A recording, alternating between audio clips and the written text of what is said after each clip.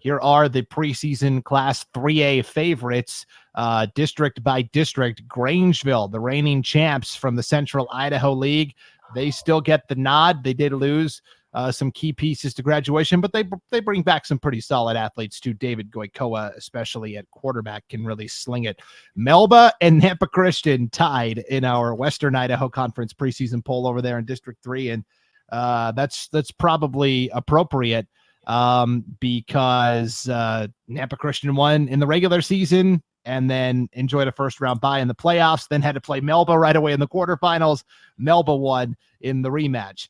And then interesting wrinkle this year, guys, no longer are Declo and Wendell on their own in the Canyon Conference of District 4. They have actually joined District 5's Southeast Idaho Conference. So last year, Declo and Westside played in the regular season. It was a non-conference game. This year, it could be the game that decides the regular season conference title. And how about Declo coming in as the newcomer, getting the nod in the preseason poll over Westside too, I thought was interesting. And then up in the nuclear conference, Firth got the edge in our preseason poll, although North Fremont and Ryrie were right behind. So let's start with Declo. Logan, you can pretty much said it all. I'll just add that they do have a new head coach in Rhett Jones. Their former coach Josh Stewart took the job at Blackfoot. So Declo, I think, is going to be fine. They bring back a lot of good athletes. They bring back some good offensive and defensive linemen. Renan Loper might be the best two-way lineman in the classification. He's going to be a fun guy to keep an eye on. So Declo, yes, I think we'll be right there with Westside competing at the top of that conference. Let's talk nuclear conference real quick. In East Idaho, Firth got the edge. They do bring back Daryl Vasquez, who's a great quarterback. They bring back some pretty good linemen, but Coach Rigo Vasquez was pretty direct when we asked him in the preseason. He said, we've got to get better on the line. He said, we've got good speed, but will we be able to block and tackle enough to utilize our speed on offense and defense? That's the big question there. Ryrie, we talked to their coach, Josh Huntsman. We said, what are team strengths for you this year? He said, we're returning 9 starters on offense. And I said, okay, you want to expand upon that? And he said, we're returning 9 starters on defense too. So Ryrie is ready to go. North Fremont's got a new head coach. Longtime coach Ben Lenz retired this past offseason. Keith Director is the new coach at North Fremont. They bring back a lot of those talented running backs that they had a season ago. I think they're going to be right in the mix again as well. Logan, break down this Melbourne Nampa Christian thing, because I keep going back and forth on it. I talk myself into Nampa Christian, then I talk myself into Melba. And they will split, if they play twice, each one will win first. So you want to win, you'd want to lose the first game if you're them, right? If you guys play in the regular season, you want to lose that game so that you win the playoff. That's all. That's just a joke. But that's how it went last year, right? Nampa Christian wins, and then Melba wins the rematch, right? So choose wisely which one you want to win. But Brandon, I think you're right, though. It's just such a tough choice between these two teams. But I just personally, I really like what Nampa Christian is bringing back. They won the conference last year. They end up losing in the state playoffs to Melba. Melba, goes on and then they do make it to the semifinals. And so I think this league is ready to take the next step and have somebody try and get to that state championship game. They've been close to the semifinals for a long time, and now they got over that hurdle, and there's one more hurdle to get over. And I like the depth that Nampa Christian has. I like all the amount of key returning players that they've got back. Yeah, they lose their quarterback, Aiden Thompson, from last year. So, that might be one of the key things for Nampa Christian to see where that fits in, right? What's going to happen? Who's going to replace him? How is that going to go? For Melba, I'm sure they've got abuse on the team somewhere, but you lose, some of the key abuses that you had from years past. So that'll be something for them to take care of. But, I just, in my mind, I just lean Nampa Christian. I just think they're going to be a little bit deeper, and that will help them as the season goes along. New coach at Melba this year, Mark Karen, former coach Corey Dickard, moving on up. He's the athletic director now, so he's moving up to that deluxe apartment in the sky. Let's move on up to the north. Let's talk about the Central Idaho League, Scaggs. Grangeville gets the nod. Last year, Kellogg and St. Mary's were kind of a step behind, and then Orofino, I mean, obviously, with the tragic passing of Drew Hanna right before the season started, the fact that they were just able to go out and play in his honor every week was a win in and of itself. But Orofino, I think, is going to be a little better. They do bring back a lot of players. Priest River is the name I keep hearing from coaches. And basically what I've been told is, if Priest River has enough kids out, they've got really good kids. Their season got derailed last year with all of the craziness that was going on at their school with their superintendent and all of that stuff, to the point where staffs weren't really in place. Football was kind of the last thing on everybody's mind. So Priest River is kind of a sneaky team too, but it all starts with Grangeville at the top. Yeah, I mean, we'll talk about the Bulldogs real quick, because that team is, I think, loaded to bear to make another run this year. You know, historically, they've been a really strong program, and you know, you look at the pieces around them. You talked about Goiko at quarterback. You can flat spin it, you know, and then you talk about. I think it's overlooked with this group is how good this offensive line is. This unit that they've got, Troy Benefield up front, second team All-State lineman.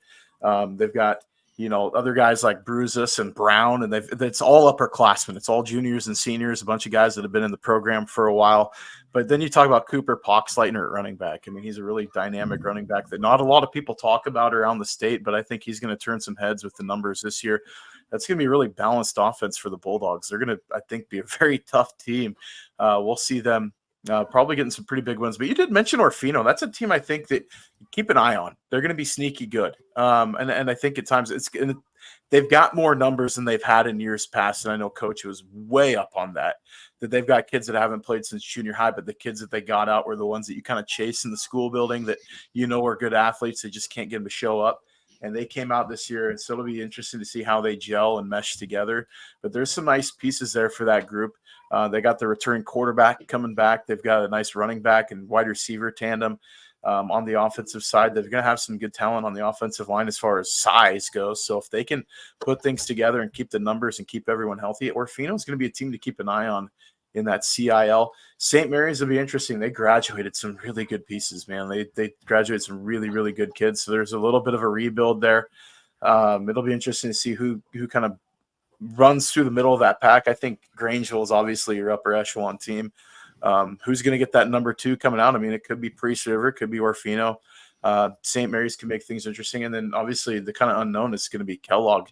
You know, that they've had talent in the past. You know, they graduated the Lunas, who are actually doing extremely well at the University of Miami, which is pretty cool to see.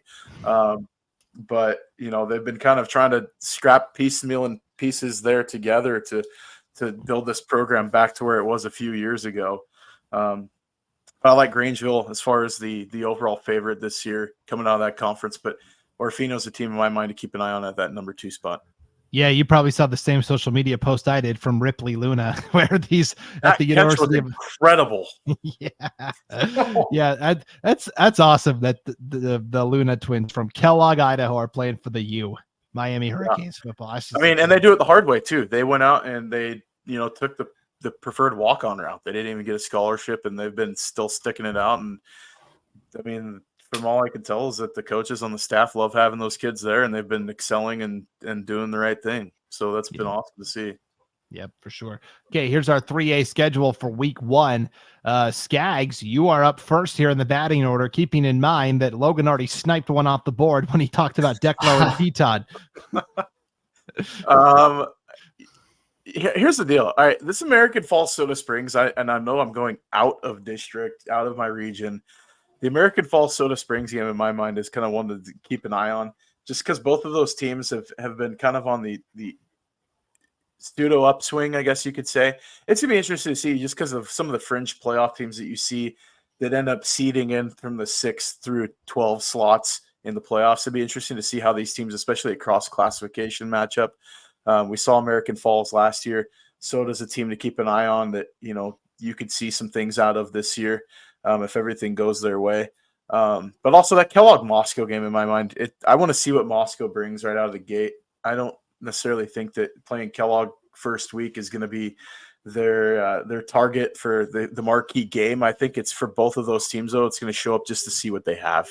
I don't have much to talk about that first game that I chose, other than to me, it's intriguing seeing the two teams playing each other. But yeah, as far as matchup goes, that Kellogg Moscow game has some intriguing sight to it, just because of Moscow coming down to class with returning some kids that didn't get a play last year and stuff. And how do these pieces fit back together? All right, Logan, since Scaggs decided to talk about 2 games, there's only 2 games left on the board here. Way to go, Ryan. Give me New Plymouth and Firth. I think this is a good test for New Plymouth. Again, we talked about how good their league is, right? Having to deal with Melba year in and year out, having to deal with Nampa Christian and formerly Coal Valley Christian, who's moved up. But you know what? If New Plymouth can go over there and hang with or beat Firth, I think you've got a different conversation about the entire league. And so that's kind of the idea behind this game. I think,